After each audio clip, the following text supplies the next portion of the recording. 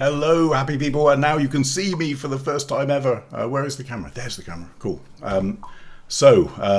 As you, or the people that came from Capture One across will have noticed, we now have webcam stuff, which is rather funny. So basically the really cool display we have, the XDR display, doesn't have a webcam built in. So we sorted all that out. Let's just turn some of this sound stuff down so you don't get pops and whizzes and bangs. So first off, hello everyone from Switzerland, Malaysia, Cheltenham, where are we? Brussels, Abu Dhabi, UK somewhere. Cool. So we are going to carry on with a couple of things that we just did from the Capture One session. So those of you that were there and saw that, you're going to be familiar with the two pictures I put up on the screen. And then we're going to go into some people's own images as well, and we're going to edit them a bit further. So let's just try and see if this works. So what should happen for the first time ever is I appear down the corner. Yes. So this is now me. I'm going to be down here pretending to be one of the pictures in the browser, and we can start editing, and you can see my reaction when I do something wrong, because it's normally like that or something on the screen. Hi Bruce, hi ST, the happy gang are back. First thing, just to cover, obviously the discounts from Capture One finished. They finished yesterday, I think. We are editing in version 20.0.4. That's the latest version of Capture One as of this point in time, but obviously if you're watching this recording later on, things may have changed a little bit. But in general, most of the stuff is going to be the same. So, one of the questions, actually, funnily enough, that came from the Capture One session this morning was from ST about the gradient masks. And the question was, and we didn't have time to cover it in the session, I talked about a V-shaped mask in this particular picture, which would have been handy, and there are no real V-shaped masks out on the market for an actual ND grad piece of glass in front of the camera. So what we did was we created a Luma mask. Let me just show you. Of a gradient. So we drew a gradient mask, a flat gradient mask, and then we selected only the range that was bright using a Luma mask, and we'll cover that again later for those people that don't see it right now. But thinking about it, we could actually have done something different, which is quite fun. So let me just get rid of this mask, and instead of creating so what we did was create a gradient mask so you can see it. Let's create a new layer first and then create a gradient mask. There we go. So obviously this mask doesn't match the line of the mountain. So if I darken the area at the top, I'm going to darken this mountain, I'm going to darken that mountain, and this area doesn't get any attention whatsoever. Now that's a problem when we're editing, because the whole point of bringing it into here was to try and get some of the stuff that we couldn't do in camera a little bit better. Now, what we did, obviously, in the Capture One session was we pulled this mask down, very useful tool, Luma Range, and we can say, of that mask, I only want to affect the bright areas up in the sky here. And it's now removed most of the mountain. However, what you also saw when I did this is it has got some of the mountain still in it. So what we could do instead, if we were really playing with it, is we could delete that mask. And instead of using a linear mask, we could create a radial mask, because psychologically in our heads we always think a radial mask needs to be somewhere in the middle of the screen, right? Well, it doesn't. It can start anywhere. So I can start my radial mask up here. And actually what I get is almost a V shape of the mask. Now obviously the mask is the wrong way around. I'll show you that in a second. But if I just rotate this mask a little bit here, to go maybe there, I've got a nice curve now that follows that mountain line. That's pretty good. And then what I can do, right click on here, invert, and now I've got my radial mask up here. I'm still going to use Luma Range, so I'm still going to go into this little function up here on the top left, and we're still going to say select all the bright stuff but lose the mountain. But what you'll find is, let's just pull it down a little bit more. What you'll find is on that mask we've hit more down here than we would have done with the gradient mask. You see on the flat gradient mask, we've started to tail off as we get nearer to the river. Whereas on the round one, because it's rounded, we can get further into the sky, and we could have had the same effect. So with that sky now, we could pull down our exposure if we wanted to, but more importantly, we can pull up our clarity and we can give it a bit more of a tint pop. So yes, it's possible. We could do it. We could do it with the radial mask and you still get that V-shape effect. It's just going to be a very different way of doing it to using a standard gradient. Okay, let's look at, I don't think there are any questions on this one. So if anyone's got any questions from the Capture One session, put them in the comments. We'll have a little bit of a look back on some of these. But failing that, and we can obviously come back later on if necessary, failing that, we're going to nip onto our first image, which is going to be Andy. Okay, so Andy is online, which is cool. So it's either cool or really bad because he's going to hate what I do. We'll see which way it goes. So we've got 3 images from Andy. These are a bracketed exposure. So by bracketed, what we mean is we've told the camera to shoot one exposure in the middle, one brighter and one darker. Typically, in a bracketed exposure, you then bring them into Photoshop or there are HDR tools out there and blend them together. Now, in this particular case, the brackets were only actually 1 stop apart. So this is the base exposure. We can see in the bottom left down here on the screen, 6 seconds. This one was the exposure for the highlights, so we don't blow out the highlights. This one's 3.2 seconds, so just about 1 stop under. And this is for the shadows. So in other words, get all the detail out of the shadows without worrying about the highlights because we'll get it from the shadow exposure. That one's 13 seconds.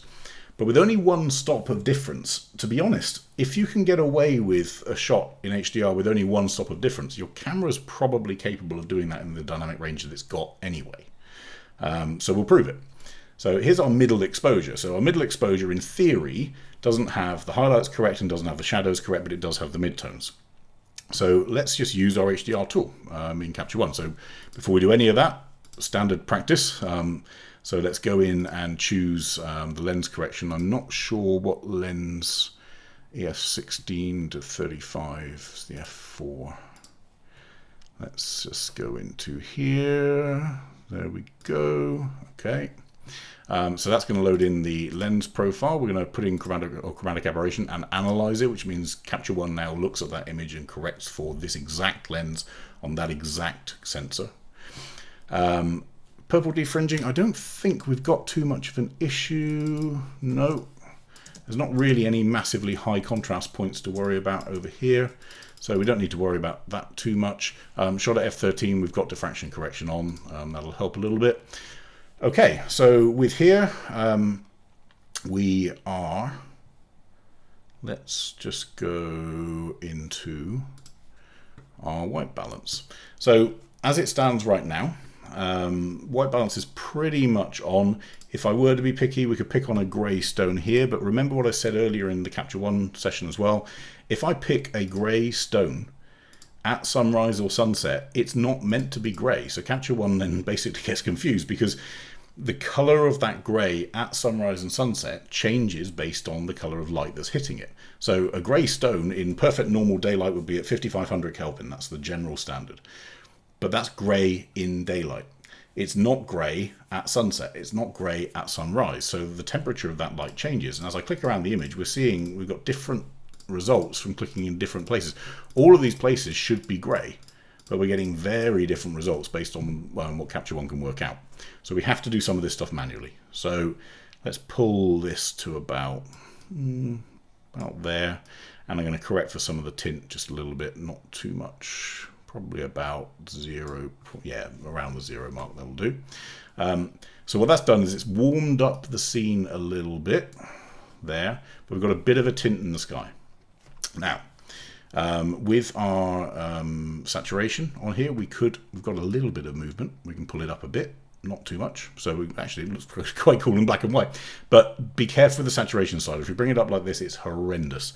So you're talking about single-digit movements in saturation, but we've got a little bit of latitude to pull it up. So that's my base exposure. And to my eye, we've got the correct white balance for sunrise. We've got a little bit of color in the clouds up here, but we've got no detail over here. But I think we do have some detail. So if I pull down our highlights, look at all that in the sky out there. So out here, in our original image, wrong one, it's blown out. It's completely blown out. So that's useless. And the reason that we then use a bracketed exposure is in our shadows exposure, we've got all the detail.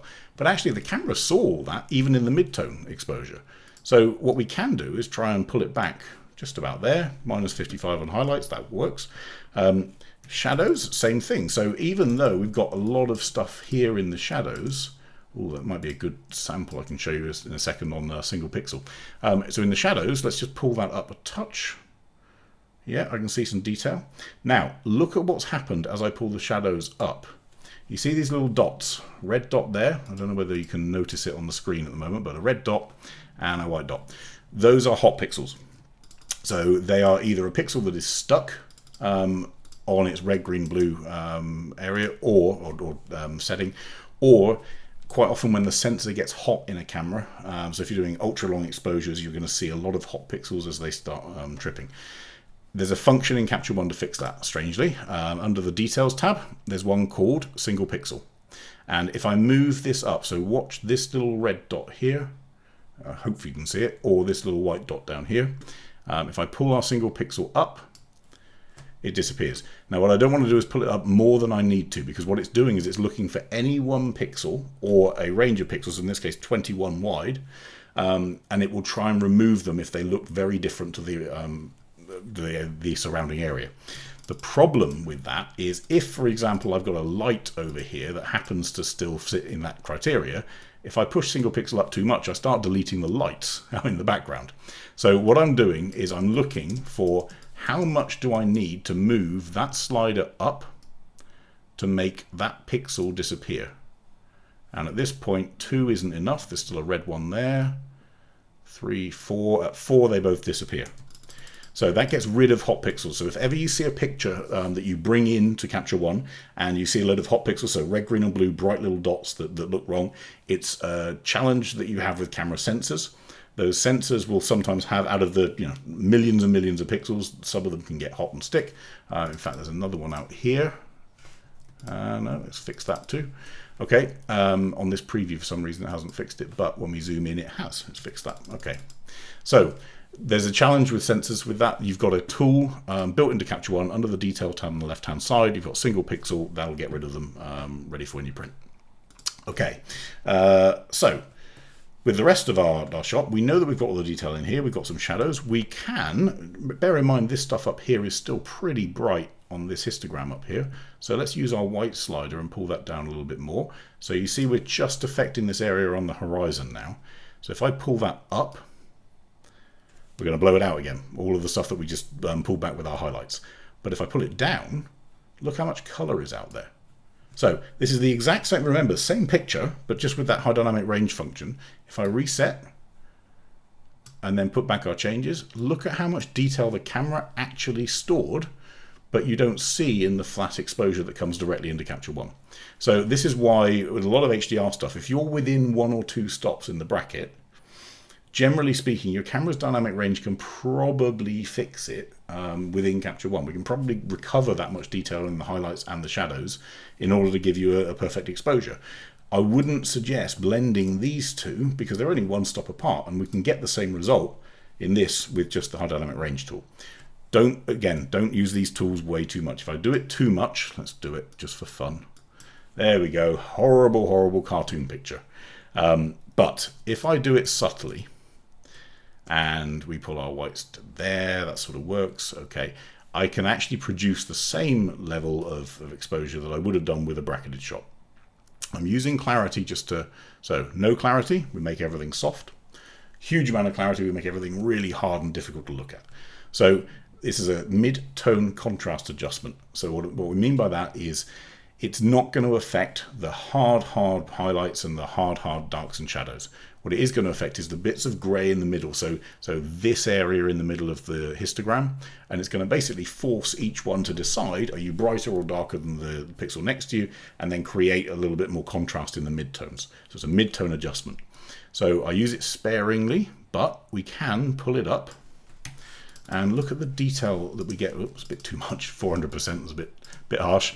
Look at the detail that we get with the rocks with the clarity off and on. So you see you get that little pop. It's just a lift of contrast that happens in the midtones. So on this, we're going to scale it back a little bit because there's a bit too much up there. That works. Okay, so pretty good where we are there. I'm going to add a new layer, and a really simple layer. I'm just going to pull down a nice soft gradient over the sky, just to that. Now this is a stormy sky, so this is all about how it feels. Now I wasn't there at the point that this photo was taken, but I can probably guess that it didn't feel happy, sunny and tropical. It probably felt quite looming and pretty harsh up in the sky, like a storm's coming in. So let's make it feel like a storm's coming in. And again, these are midtones. So this mask is over here. These are midtones. We've got a midtone adjustment here with clarity. So we can actually, well, actually, first off, let's pull down our exposure a touch. Yeah. And we can pull our clarity up quite a way with this one. It's a bit too much on exposure there. But with this layer, we've now got a darker, moody, stormy sky, which then gives you some contrast for the quite nice pastel colors out on this side, and also all of the golden light that's hitting this this hill. Andy's just said, yes, it was dark and stormy and looming. Perfect.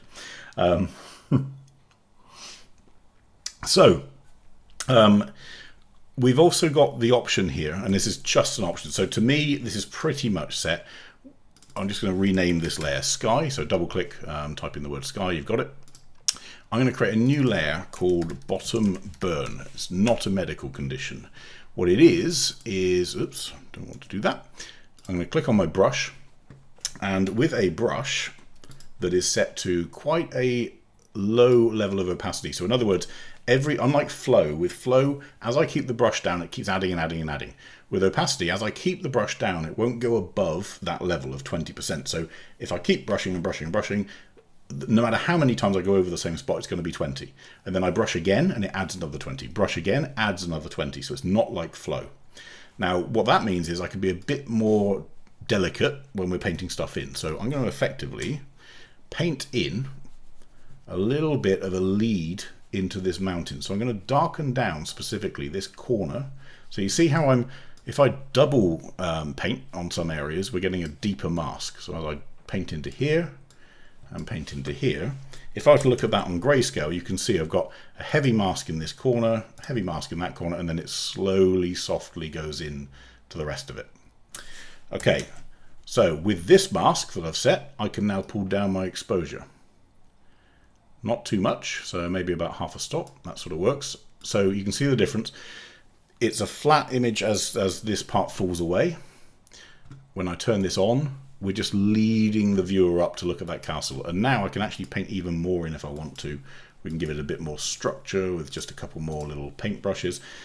What's fun after you've done all this is to look at your mask. So look at the state of that mask, it's horrendous, but it works. And what it's doing is it's driving the viewer to look up towards the castle instead of looking at all the detail down here that's a little bit distracting. That's it on this one. So if I just clone that one and reset the adjustment, so there's our original. It's not much of a change from this. All we've done is we've brought in some of the color that was up there in the sky. We've led the viewer to look up to the castle, but most importantly, we haven't had to use 3 different exposures to see our shadows, well, our highlights in this one, our shadows in this one, and the midtones in this one. We've just used the midtone exposure, and then effectively we've got the one shot that we wanted by trying to bracket it. If you're bracketing, as I say, only 1 stop, maybe 2 stops, generally speaking, the high dynamic range tool in Capture One will be able to recover that from your camera's data. As long as it's a camera that's decent within the last sort of 7 or 8 years, you'd be surprised how much dynamic range it's actually recording. Laurentio, I think, if I've pronounced your name wrong, sorry. Do you find yourself using the other clarity methods? What do we mean by other clarity methods? Are we talking contrast? If you can let me know, we'll talk it through. Okay, let's go on to, funnily enough, is that your picture, Laurentio? It's a very unusual name, so I'm guessing it's probably you. So we'll have a look at clarity in a second on yours too. If there are other questions on Andy's, let's just pull that up a second just so you can see, but that's effectively the edit. Let's pull them side by side so you can see. You've got some, because we've done this in layers, obviously you've got a little bit of latitude here where you can pick on the sky, and if we don't like that coloring here, we can obviously warm it up a little bit, we can cool it down a little bit, but we're doing that independently of the rest of the image because we've separated them out as layers. Same with this bottom burn, we can reduce the amount that that's having an impact of, or we can increase it. And again, we could pull down that exposure more. We could decrease the opacity of that layer. We can play with them independently because we've got them as separate layers rather than doing it all in the background.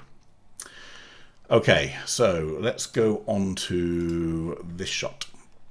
So this is a mountain somewhere, not sure exactly where, but it's a pretty cool mountain. Let's have a little play. Now, in terms of exposure, we can see from here, so it's pulled in the proper lens. We're going to turn on our diffraction. Well, probably don't need it actually, F4, let's leave that off. And let's go on to our exposure tab, which is the histogram one here. Sorry, let me just go back to the question. So Andy's just asked, how would you increase the sunlight on the side of the church and the hill slightly? So in exactly the same way that we've darkened down the shadows down here. So on here, I could create a new layer called sunlight.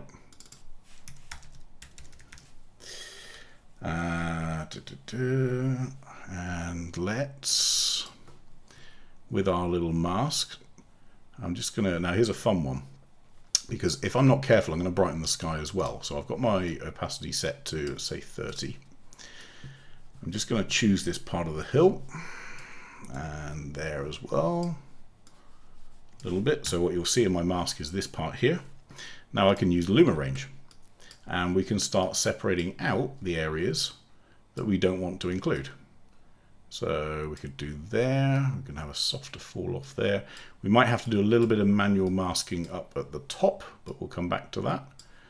Let's do that. And then up here, let's do a little bit of auto mask on our eraser tool. So with our eraser, I'm going to set this to 100. And we're going to auto mask around the church because I don't want to affect the sky. It's going to look odd. And you notice with auto mask it does a little bit of working out afterwards, and it works out regardless of my rather rough drawing. Oops, used the brush instead of the eraser. It works out which bits I meant to delete and which bits I didn't mean to delete, and it will calculate a nice tight edge around our subject. So if I let go of that,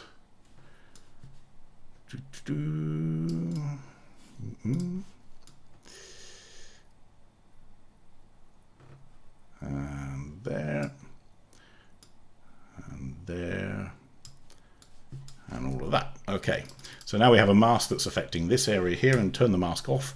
Now with that area, what we could do is bring our exposure up a little bit, and more importantly, if you want the sunlight to feel more sunny, we're going to bring the white balance up, the warmth up to there. So let me just turn that off and turn that on again. You can see the difference in that light. So we've got one layer that's reducing the amount of light that's hitting here. So this bottom burn area, which has got a mask that looks like that. And then we've got a sunlight mask, which looks like that, which we've used the auto erase or auto mask tool on the eraser to get that castle nice and sharp. And all that's doing is just increasing our exposure and our white balance on that corner. So hopefully that answers that. So Peter, would it be useful to take an HDR shot like the castle one with plus or with -1 stop at exposure? Oh, I see. So why not? Why not take the underexposed picture as a starting point? Right, the underexposed picture. Here's the challenge. If we take the overexposed picture, good question. If we take the overexposed picture, I'm going to leave it up on the screen so we've got a reference.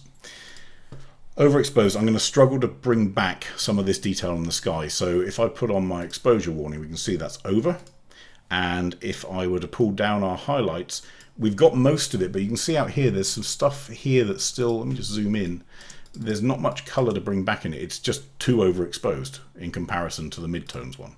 So midtones with the same highlight recovery, you can see there's all this color. With the overexposed image, we've got that. So we wouldn't use the overexposed one. But then to your question, why wouldn't we use the underexposed one? Well, it's got all the color here, but watch what happens when I pull up the shadows from an underexposed image to get it to the same exposure. Yes, we've got a lot of the detail, but look at all this noise that's come up from the shadows. Whereas in the midtone correctly exposed one, or the one that's correctly exposed for midtones, let's just go on to this one, the original, and pull up our shadow. We've got less noise. So I don't know whether you can see that on the screen, but pulling up an underexposed image, if you can compare these two shots, so hopefully that becomes a bit clearer on your screen. This is the one that's exposed for the midtones. This is the one that's exposed for the shadows. And, sorry, for the highlights. And unfortunately, the one that's exposed for the highlights, so slightly underexposed, when you bring up the level of detail, you also bring up all of this noise signal up here. Look at these hills. Let's go in one further. So that's why we're using the base image. Ideally, we want one that's sort of in the midpoint because it's going to have less noise. The least noise is obviously from the shadows is going to be the one that's exposed for the highlights. The least overexposure is going to be the one that's exposed for the shadows. But the mid one is the one that we're going to use as the base because it's going to give us the right sort of ratio of the amount of noise versus the amount of overexposure. And we start from there. Okay, let's go on then to our mountain shot. Okay. So in here, good point actually, so let's look at the amount of noise. So what I can't do, I'm guessing, with this image, if I try and pull up our shadows and our blacks, yeah, absolutely, we get all the detail, but look at all that noise that we're bringing up. And there's no, yeah, we can turn on noise reduction, but crikey, it's not going to be able to do that. All we're going to end up is a blurry image. So let's not do that. Let's just bring it up the right amount without bringing up too much noise at the same time. So let's just reset that. And with this one, first off, let's try and warm it up a little bit. So maybe we can push it up to about here. What I'm looking at is the snow. So you see how blue this snow is? I know in the morning light, sometimes blue's the right sort of color. It feels, blue hour and all that sort of stuff. But snow doesn't feel right when you look at it on the picture and it is blue. So let's just pull it up just a bit, just so we get more back to the natural sort of white base of that snow. And then tint, I'm fine with that. That's not overly color cast or anything like that. Exposure, we can afford, we can see in this histogram here, I've got a little bit of room here on the exposure. So let's pull that up just a touch, just so that I'm going to start to hit the edge of that histogram. And what I'm doing effectively is rather than using the highlight recovery, or sorry, the shadow recovery in HDR, we're doing it through exposure alone. Now, we are going to bring up some noise. It's not too significant. That's at 100%. You probably can't see much noise on the screen from there. It's not bad. We might want to up our noise reduction a little bit, but in general, it's pretty good by doing it that way. Let's pull up some contrast. Let's go up to maybe 12, 13, something like that, just to give it a little bit more punch. And then this is one where clarity is going to be our friend. So let's pull up our clarity slider. So let's go no clarity. So just like we did with the Capture One session, dreamy, fluffy, nothing of detail in there, versus we pull it up too much, it goes harsh, rugged, but also you end up with halos around the edges and it's horrible. The magic spot with clarity is between 20 and 30 generally on that scale. So let's go at the top end of that. And all that's done, we do before and after. So if you look at these mountains here, again, it's mid-tone contrast. So that's before. See, it's a bit softer. After, it's built in some definition. So we've got some definition between the snow, the mountains, and these little ravines and edges in the hard rock. Okay, let's have a little look. Let's try and do a little bit of recovery, just a little bit. I'm not keen on doing too much, but let's pull down our highlights for a start. So we've got all this stuff up here in the sky. I believe there's some color up there. So if we pull that down to about there, that's pretty good. Whites, which a lot of this is going to cover, let's pull that down a little bit as well. Yeah, about there. Shadow, I don't want to pull up that much because we've already done it through exposure and it looks pretty good. Blacks I can pull up a little bit, and that's going to pull up some of this detail in the middle here. That's not bad at all. Okay. And then I'm actually thinking, so this is one of the things while we're editing, we actually think about this stuff. I think we can probably get a bit more color in the sky with one of our funky little layers. So I'm going to draw a nice little soft gradient. And with that gradient alone, I'm going to pull down the whites. I don't want to pull down the whites and the highlights on the whole image because I'm also going to make this snow down here in the bottom left look less than clean and look horrible. So let's just pull down our highlights and our whites in the top there and pull up our saturation. That gets us a bit more color back. That looks a bit more exciting. I want to be careful with this mountain that we don't affect it too much. We could, if we wanted to, we could take this mask and we could cut the mountain out of it, but for time we're just going to leave that there. For now, if we wanted to, we could be a bit more careful with it. But what I'm also looking at is the overall picture. I wonder whether we've got a possibility then we just use that brightness for the road, and then the rest of the picture we can leave as it was. So I'm going to pull down our exposure on the whole picture to about here, and I'm going to create a new layer. So the first layer we're going to call it sky, second layer we're going to call it road, and with our road layer, again, soft brush, so soft edges, not very much opacity, maybe only 20, 25, something like that. And oops, let's just zoom out. And with this road layer, I'm actually going to paint on that. So that exposure before was 0.6-ish, something like that, 0.59, 0.6 something. I'm going to paint on a little bit of the road and some of this detail in here. And the reason is because I want to create a bit of a lead into the picture. And with that, I'm going to increase our clarity a little bit, increase our structure, which gets us a bit of texture. And I'm just going to keep building up that mask. So if you look at the mask that I'm drawing, it's going to look rough. It's meant to. But effectively, we're just slowly building up this line that comes into the picture. Like this. And then don't worry about going too much, because what I'm looking for is the mask to go from effectively black to white, because I can always use the opacity of that layer to tone it down later. So with this set in here, if I look at without and with, we've got a bit more of a lead in back into that mountain. I'm just going to erase some of the mask up here because I don't like what it did there. And up to there. And maybe a little bit of this edge here. That looks a bit better. Okay. Then we've got a thing around maybe the crop. So let's just have a little play. Leave it. So hold down the crop tool. Leave it at original. And I'm just going to pull it in just a touch from this right hand side and up a little bit. I don't need all of this in here. I don't need all of this up here. And actually up here in the top right, we've got a little bit of vignetting. I'm not sure whether it's from the lens or whether it's from a filter holder or something like that. Let's just pull that in there. And what this allows me to do also is to put that mountain quite nicely on the 1/3 line up there, while getting rid of these little wisps of snow on the bottom corner. So by doing that, this one feels a bit more punchy. Now, final one that we could do if I really wanted to, I don't want to put clarity in the sky because we've got some noise creeping in up there if we're not too careful, but I can say clarity mountains, and with our radial mask, just like we did before, let's do a really soft mask. So I'm going to drag this central circle in. I'm going to invert that mask so you can see what we're doing. We're just going to affect that middle part of the mountains, and like that, and over to here. Where's my, there we go, my little rotate into there. Now with this mask, what we're going to do is really punch that clarity up a little bit more, just to get some texture back. So you'll see without and with. We're not affecting anything else in the image. That's the key thing with this. So without that mask, it's fine. With that mask, it's fine. But we're only affecting this area in the middle anyway. So let's go and create a new copy of that. So there's our original. And there's our finished one. So we've just got a bit more color back in the sky. We've got a nice leading line. It's been a long day.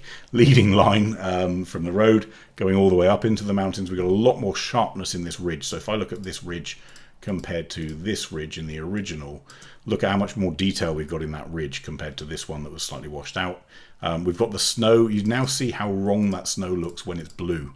So you've now got snow that looks a bit more like snow, and the whole image is just cropped a little bit tighter, just to get a bit more texture or a bit more focus onto the textured areas of the shot. Okay, so that's a mountain one. Let's have a little look at one more, which is a Peter one. I think, I'm not sure if Peter's online, but if you are, I have a feeling this is Moolah Lake at Mount Cook. I could be wrong, but it looks a little bit familiar. So Mueller Lake it's a nice hike up in the morning. It'll wake you up for sure when you get to the top. This lake it's not quite blue, it's not quite green, it's sort of a murky colour because of some of the glacial stuff that comes off in the mud. But that's Mount Cook in the background with surprisingly little snow, which is rather interesting.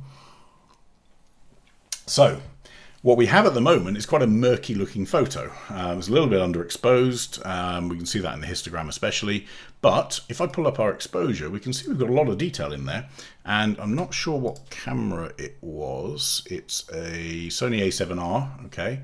So with this camera, unlike in previous ones where they were underexposed, let's just pull back our exposure to there. So we can see these parts are underexposed.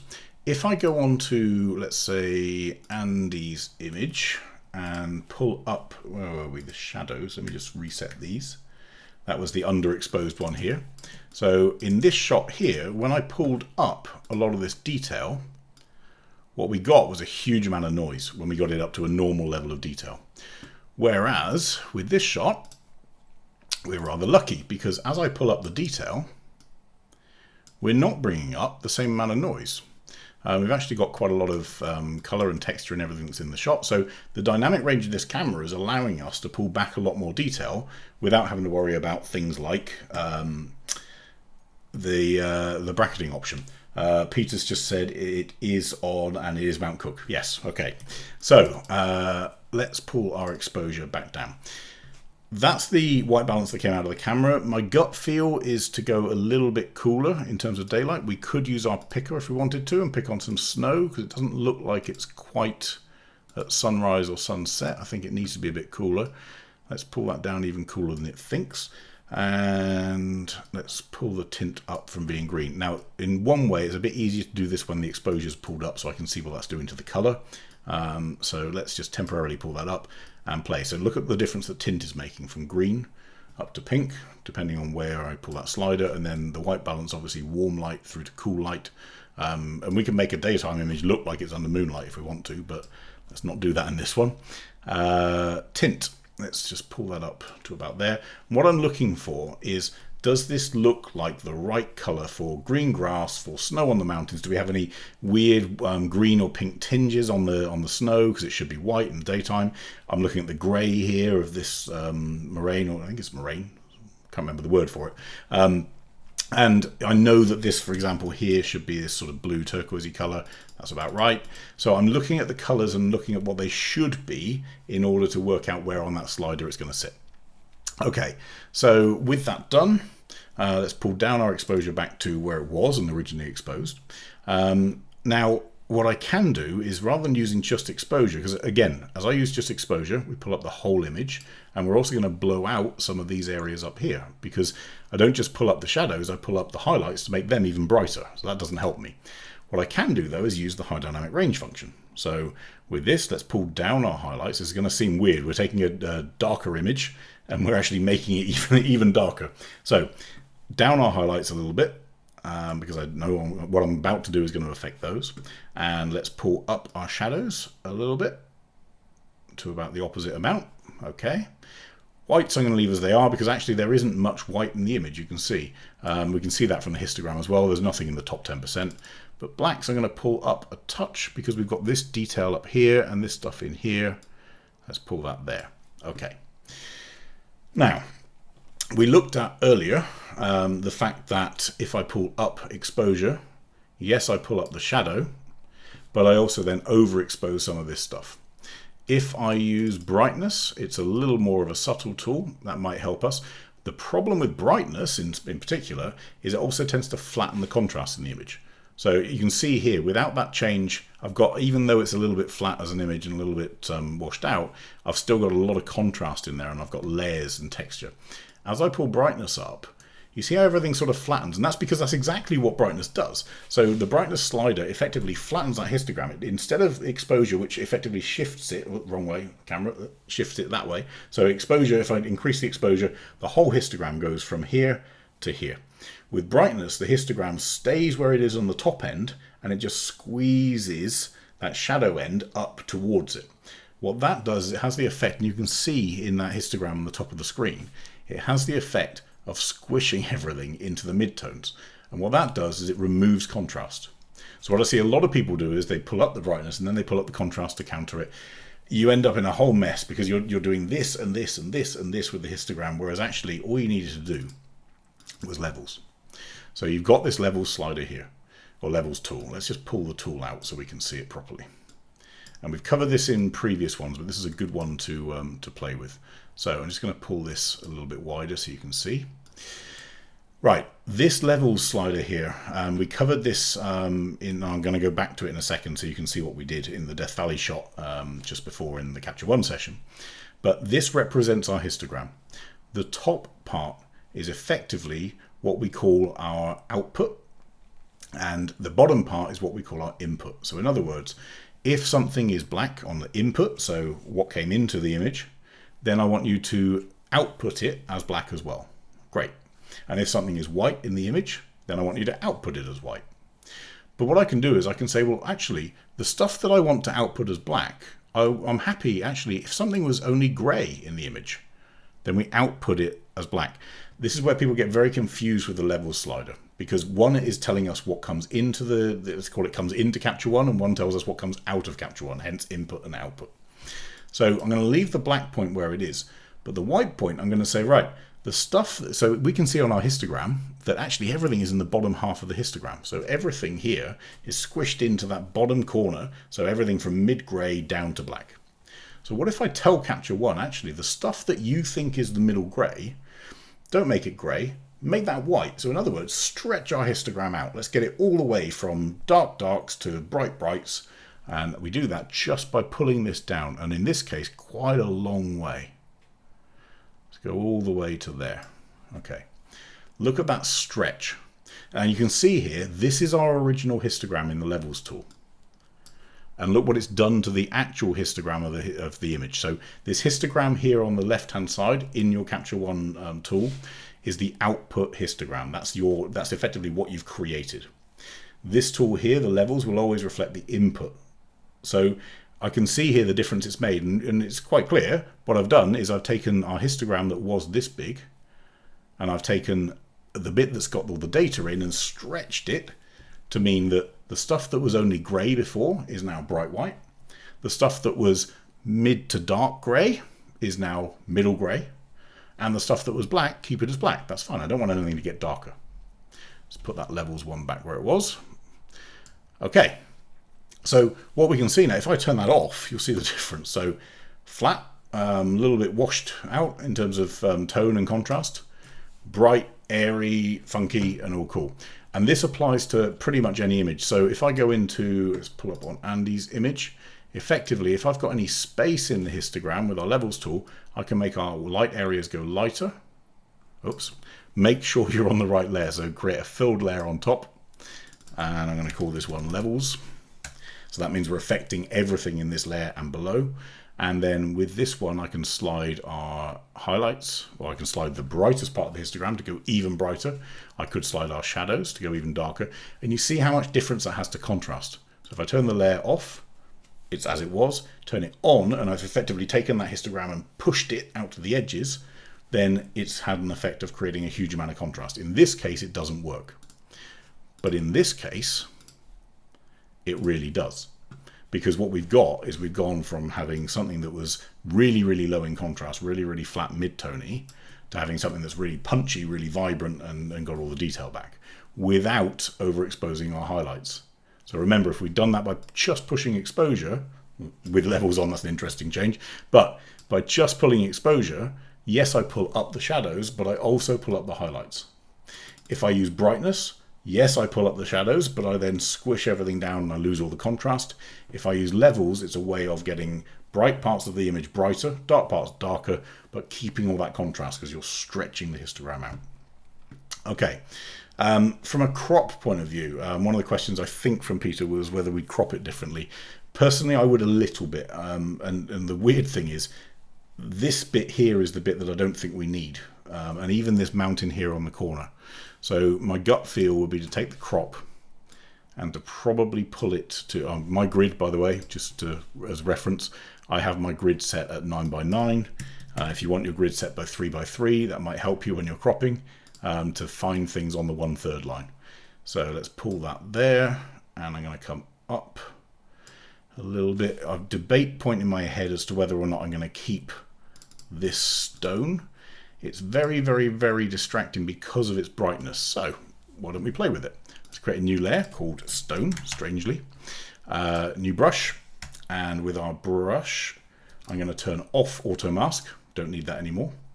And I'm going to pull our size down, pull our opacity up a little bit. And with this stone, I'm just going to paint. In fact, we could have done opacity 100. I'll show you why in a second, because we're going to use our funky tool with the Luma range. So there's my rough, horrible mask. If I try and pull the exposure down, I'm also going to affect obviously the grass and everything else around it. Ugh, oh dear. Luma range. And we're going to use these sliders to choose the area that is bright on this stone. Look at that, that was easy. I'm going to use the radius just to soften the edges so you don't see any hard lines around the mask. Apply. Now with this Luma range, and turn the mask off, my exposure change has only affected the stone. And if we look at that difference with and without to the overall picture, look at how distracting that stone is to start with. And then the second I turn that Luma range mask on with the reduced exposure, all of a sudden my focus is back to the mountain. Up here in the sky, in theory, we could create a new layer. Let's call it sky, strangely enough. And I'm going to be really rough just because we've done too many of these gradient masks today. Let's do it a little bit hand-drawn. So I'm going to create a pretty opaque mask just roughly over here. I'm not too worried. And the reason I'm not too worried is because I'm happy for what I'm about to do with clarity to blend into the bits that I haven't painted. So let's just go there, there, there. That's fine. Remember, a lot of this sky is in that mid-tone grey area. If I were to look at it on the histogram, it would be in sort of this tone here. Perfect area for playing with clarity. So with this area here, let's pull up our clarity and get the sky to punch a little bit more, to pop a little bit more. So without and with. So it just looks a lot stronger as a sky. As you can see, I wasn't too worried about the edges on here because you're going to see it blend in anyway because I've used a soft edge on that brush. So hardness at 0, you can see our mask is actually quite soft around the edges. With clarity on its own, you're not going to notice that too much. That's possibly what we could do if we wanted to. We could play a little bit with the color editor. Let's have a little look at this lake. So if we call a new layer lake, and let's just paint again a little rough mask. So I'm going to select only a certain color, but I'm also only going to select it on the mask that I've drawn over here. That's fine. So I'm again really rough. You can be with this stuff. Let's go to our color editor, and I'm going to go basic. And with our color editor, I'm going to use this picker, this little bit in the bottom corner, and choose this color here. It's told me that it's green. Now I want to make this a little less murky green and a little more blue. So we're going to do that. So I'm going to shift the hue up towards more blue. I'm going to shift our saturation up a little bit and pull our brightness down. And then I'm going to choose the cyan color next to it because I know that some of it is. I'm going to shift that to be a bit more blue, a bit more saturated, shift our lightness down. Same thing. So more blue, more color, less light. And if I look at without, we've got a slight sort of browny color in there, where a lot of this stuff is coming off of the rock beds. We've just got a bit more color back into that. It's a little bit more blue and green rather than just that horrible murky brown that was there to start with. We could play with this even more. You could actually do some split toning with color balance, but we're probably going to run out with that. Okay, so 3 edits very quickly. Let me just clone this variant so we can see. So there's our original. This one's quite a difference.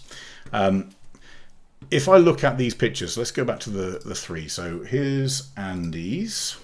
So all we've done with this one is effectively recover data that the camera already saw. If this had been a 3 stop difference in bracketing of the exposure, I'd have been tempted to maybe look at trying to merge them in Photoshop. But in reality, with only 1 stop of difference in bracketing, you're going to be able to pull all of that detail back from what the camera's already got in its dynamic range. By doing these changes, We've increased the warmth of the overall picture. We've brightened the edge of this mountain. We've got all the detail back here in this sky. Let's just go at full screen so you can see it a bit clearer.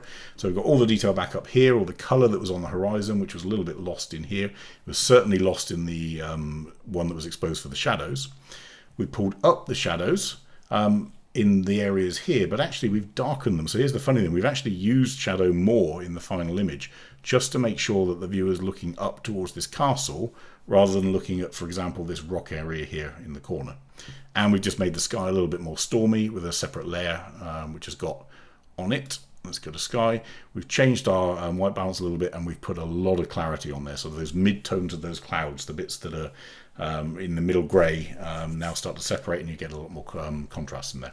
This little green dot that you can see here and here, if you can on the screen, don't worry about those. That's just a preview because we used our single pixel tool, which is under here on our background layer. Remember, we set that to 5 to make them disappear.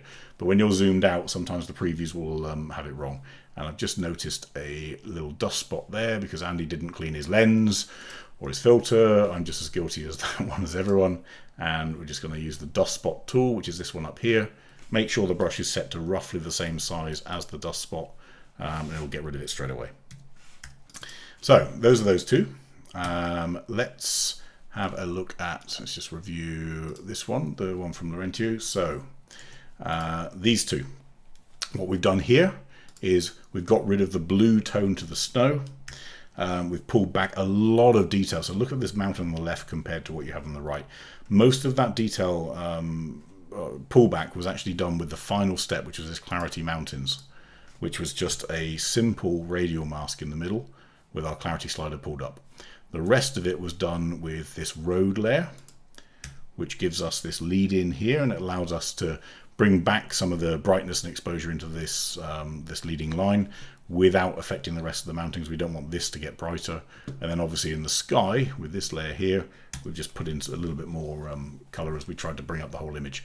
On the original, if we bring up the whole image just as exposure, you're going to see the sky start to wash out because it's going to lose everything while we try and bring up the detail and the shadows. And then this one, which we've talked through, but if you look at the difference between the raw data that the camera says is this is my exposure and what you can actually get out of it in one go, it's huge. And if I just wanted to be really picky, I think this one is slightly off in terms of rotation. So I'm just going to make that change quickly there. Okay. So again, difference between raw and what we can play with in terms of the data or the data and the detail that your camera actually stores is quite often surprising. So just be very aware when you've got some of these things going on, like a relatively flat image. First thing, use your exposure tool just to see what was really there. So we use it in two ways. Number one, for our shadows, did we catch enough detail without bringing up noise? Well, we can see by pulling our exposure up. Yeah, we've got some stuff there. That's pretty good. We can pull that up. But likewise, in the highlights, if I pull this down, do I have detail in here that I can't see when it's fully up? So you can use exposure down to see whether you've got detail in the highlights that you didn't think was there, and you can use exposure up to see if you've got detail in the shadows that you didn't think was there. Going back to the levels thing, because I want to just cover this off, Capture One Live, that was interesting. We've lost some of them. Right, in the live session we did with the Capture One team, in this picture you'll have seen we use levels in two different ways. So for the sky, you'll see our levels is the opposite way to what I've just shown you. The hexagons is the normal way to what I've shown you. So let's pull this out so you can see. The reason is, one of them is input, one of them is output. So on our hexagons, I want to say things that weren't quite bright white. So remember, the hexagons layer only affects, oops, let's just get it showing, this area here. Anything I do here with levels is not going to affect the sun. It's not going to affect anything that's already blown out. So what I can do though, if I turn this off, look how flat that layer looks. Look how flat the hexagons look compared to here. And most of that was done with levels by saying the stuff that you think is white, actually That's not good enough. I want to see more. So I want the things that you thought were only almost white, I want you to make them white and give me some contrast. So let's go all the way to there. And then likewise, I could do the same with the shadow. So I can say, well, actually, the things that were almost dark, actually make them dark. So this is our input at the bottom. This is our output at the top. This is our input curve. That's what it's done on the left-hand side of the histogram to the image as a result of doing that. And what that's done is it's made the whole bottom pop with that contrast that you couldn't get by just shifting exposure up or by shifting brightness and so on. Likewise with the sky. So our levels on the sky went the other way and the opposite to the traditional way. So normally we move the bottom ones, our input levels, to output. On this one in the sky, I wanted the sky to be softer. I wanted it to be less intrusive into the shot. So in the shot, I want the focus to be this hexagon here. I don't want the focus to be anything up here. So with this, I can say, well, actually, these are my input levels. That's fine. I don't want the sky to output anything near white. I want it to output all the way down here. So the brightest the sky can be is 229 on a scale of 255. So it's nowhere near the full brightness. And we're actually pulling it down to soften it so that we're seeing this first. This is the subject of our image. The sun flare in the background is a nice to have, but it's not what I want the person looking at. Does that make sense, everyone? Hopefully it does. I think those are the images we're going to edit for today. In terms of any questions, if there are any, put them into here. Let me just go through. So Laurentio, you said on there earlier, do you find yourself using the other clarity methods? I just want, if you can let me know what you mean by that. If you mean in terms of structure versus clarity, so let's go on to the hexagons. So clarity, if you imagine clarity is looking at areas, so it's looking at parts of the image that are in the midtones and the contrast, midtones of your histogram, and it's forcing contrast. It's a micro adjustment of contrast on the midtones. Structure is looking for edges. So on here, actually, we've got quite a lot of edges. If I pulled up structure, I get a lot of detail. So let's just go into this salt here. So that's at 100%. So let's put our structure back to normal. So this is what the camera believes it saw. That's fine. This salt stuff is really harsh. It's got lots of lines and edges, and it's almost dagger-like if you fall on it, so be careful. If I pull the structure up, you can see, let's do it to the horrible extent of this. Look how sharp that image now looks. The problem is we've got these horrible lines, these sort of halos, so these light edges and dark edges, and it's where it's over sharpened. So structure is great for bringing out texture and edges, but it's also horrible for printing if you do it too much, because as you do it too much, it becomes really difficult to look at. It's sort of a thing that makes you squint your eyes. So use structure by all means instead of clarity, but just bear in mind it's going to enhance the edges and it's going to keep sharpening and sharpening to the point where if you do it too much, it's just going to be uncomfortable to look at. So if that's what you meant, then hopefully that's the answer. Where are we? Jerome, beautiful. Hopefully you mean the picture. Where are we? Andy, that's what you meant. Bruce, great job with David this morning. Cool. Okay. So from my point of view, I think that's it for today. We have another session coming up next week. You'll see the detail on the webpage. So remember, for anyone that's putting stuff up, I'm going to disappear off your screen for a second. So if you want your images to be played with online live, use that tool. So it's paulreiferlive.wetransfer.com. It's a WeTransfer secure tool that sends us the raw file. Please make sure you include in that raw file what your issue with the image is, if any. If you just want us to have a look at it, we can. Or if you've got something that's a general question about using Capture One, if you've got it in relation to an image that you want to send us, then by all means do that. We'll try and fix it, but please also include your name so that we can make sure that we give you credit for whose image we're playing with. So use that tool, make sure you upload the raw file, not the JPEG, and then we can start playing with it online, hopefully in the next session. Next session will be next week. I think from memory it's on Tuesday, but have a look at the page on our website. So just go to paulreifer.com and you'll find the live sessions page under workshops, and it will always tell you when the next one is. In the meantime, you can always chat with us with all of those. Oops. Okay, you can always chat with us with all of those things. And stay safe, everyone, and we'll catch you next time. Cheers. Bye.